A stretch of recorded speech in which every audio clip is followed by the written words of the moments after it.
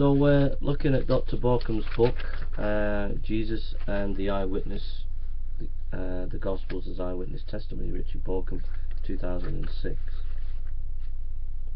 On page 5, Dr. Bauckham says, we may recognize that historically speaking, testimony is a unique and uniquely valuable means of access to reality. Page 5.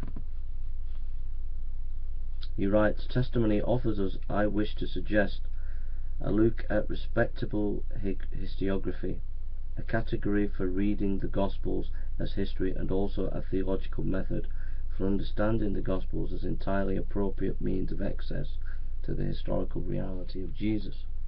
So what he's arguing for there is, historians over the years on historical Jesus studies have come with various criteria and methods of understanding the historical Jesus. And what Bauckham is saying is, look, there's been a kind of schizophrenic fear of the importance of testimony in historical studies concerning Jesus, and yet this can be a valuable source of information concerning the historical Jesus, and also a great method for theological reflection.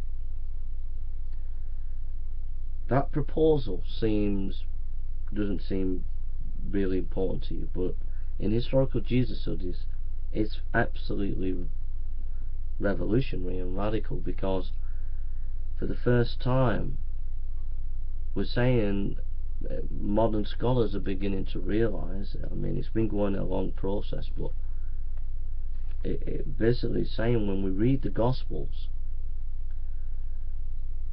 there is eyewitness material within it. Now someone might say, well, that eyewitness material they can get it wrong, but that's not the point.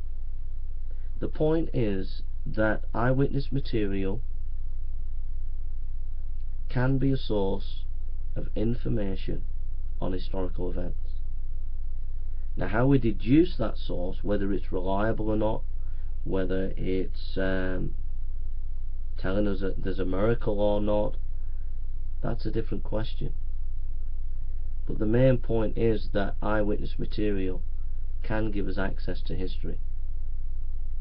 Now, once that's granted, we ask the next question, is there eyewitness material in the Gospels? And the answer to that is yes, which we'll get into later. And so the third question is, well, if we can know about history from eyewitness material, if the Gospels have eyewitness material, then what can we learn from the Gospels concerning this eyewitness material? And that opens the door of possible reflection about miracles taking place, the resurrection taking place. We obviously have to compare those in eyewitness accounts and see whether they are consistent, see whether they are backed up by the surrounding historical information that we have of the time. But it's a radical perspective that actually strengthens faith in Jesus, if you understand what Bauckham is proposing.